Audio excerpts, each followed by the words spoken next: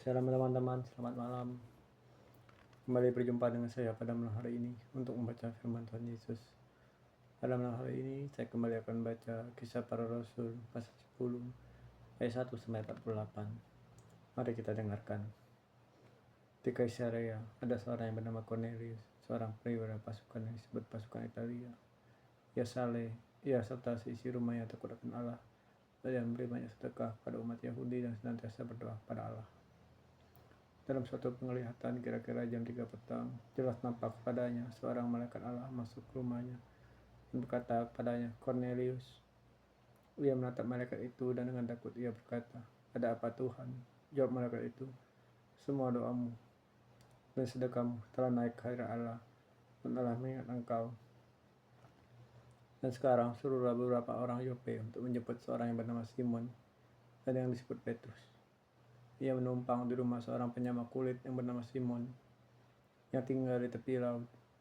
Setelah malaikat yang berbicara kepadanya itu meninggalkan dia, dipanggilnya 2 orang hambanya beserta seorang prajurit yang saleh dari seorang orang yang selalu bersama-sama dengan dia.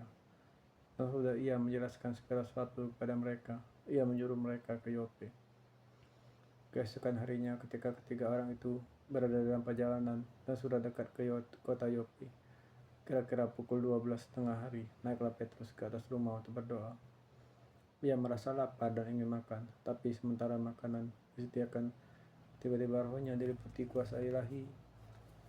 Tampak olehnya langit terbuka, dan turunlah suatu benda berbentuk kain lebar yang bergantung pada keempat sudutnya, yang diturunkan ke tanah.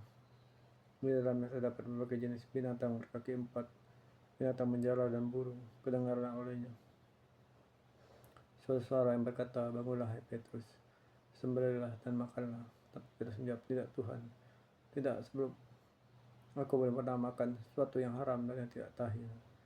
Kedengaran pula untuk kedua kalinya suara yang berkata kepadanya, "Apa yang dinyatakan halal oleh Allah tidak boleh engkau nyatakan haram." Hal ini terjadi sampai 3 kali, dan segera sudah itu berangkatlah benda itu ke langit. Petrus bertanya-tanya dalam hatinya, apa kiranya arti penglihatan yang telah kulihat itu? Sementara itu telah sampai di muka pintu orang-orang yang disuruh oleh Cornelius yang berusaha mengetahui di mana rumah Petrus. Mereka memanggil seorang dan bertanya, apakah Simon yang disebut Petrus ada menumpang di rumah itu. Dan ketika Petrus sedang berpikir tentang penglihatan itu, berkatalah roh, "Ada 3 orang mencari engkau. Bangunlah, turunlah ke bawah, dan berangkatlah bersama-sama dengan mereka. Janganlah bimbang, sebab akulah menyuruh mereka kemari." Lalu turunlah Petrus ke bawah dan berkata kepada orang itu, "Akulah yang kamu cari. Apakah maksud kedatangan kamu?"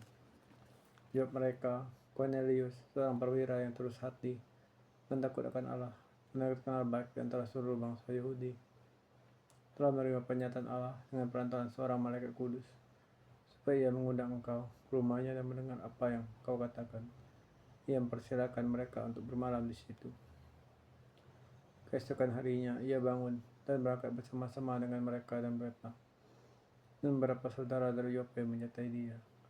Dan pada hari berikutnya sampailah mereka di Kaisarea. Cornelius sedang menantikan mereka dan ia telah memanggil sanak saudara yang sahabat-sahabatnya berkumpul. Ketika Petrus masuk, datanglah Cornelius menyambutnya, dan sambil tersungkur di depan kakinya, ia menyembah Petrus. Tetapi Petrus menenggelamkan dia. Katanya, "Bangunlah, aku hanya manusia saja." Dan sambil bercakap-cakap dengan dia, ia masuk dan mendapati banyak orang sedang berkumpul. Ia berkata kepada mereka, "Kamu tahu betapa kerasnya larangan bagi seorang Yahudi untuk bergaul dengan orang-orang yang bukan Yahudi atau masuk ke rumah mereka. Tapi Allah telah menunjukkan kepadamu bahwa aku tidak boleh menyebut seorang orang najis atau tidak tahir. Itulah sebabnya aku tidak keberatan ketika aku dipanggil lalu datang kemari. Sekarang aku ingin tahu,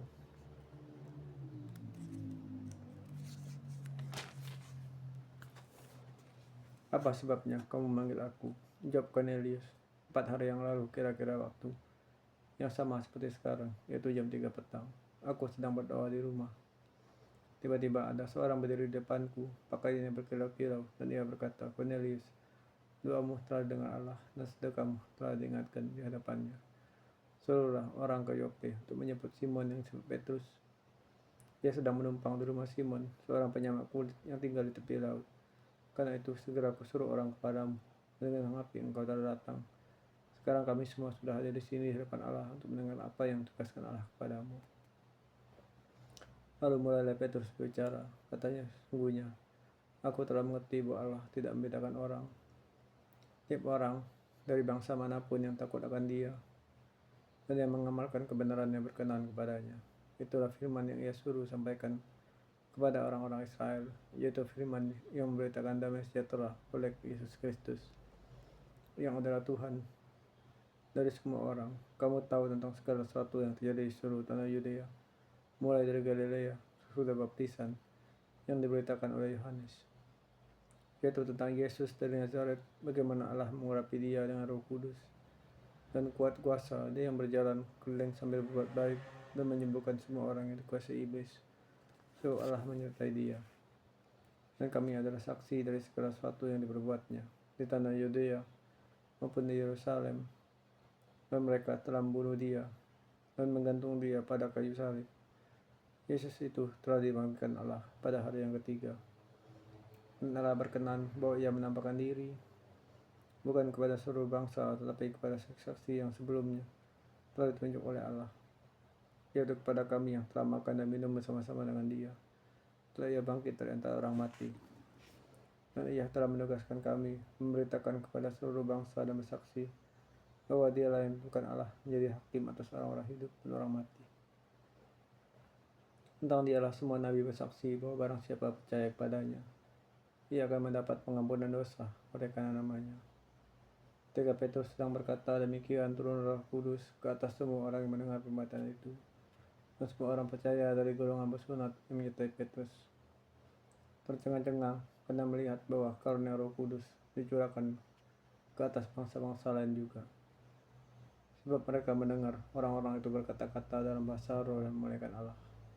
Lalu kata Petrus, bolehkah orang mencegah untuk membaptis orang-orang ini dengan air, sedangkan mereka telah menerima Roh Kudus sama seperti kita? Lalu ia menyuruh mereka dibaptis dalam nama Yesus Kristus. Kemudian mereka minta Petrus supaya ia tinggal bersama beberapa hari bersama-sama dengan mereka. Tuhan, maafkan aku tak fokus baca firman-Mu. Pikiranku mengembara kemana-mana. Dalam surga berdoa. Aku hanya minta dimampukan Tuhan Yesus ketika bisa membaca firman-Mu. Pikiranku tenang, aku bisa fokus. Pikiran tidak melayang-layang. Dalam Tuhan Yesus, aku minta berapi. Dalam Tuhan Yesus, aku berdoa.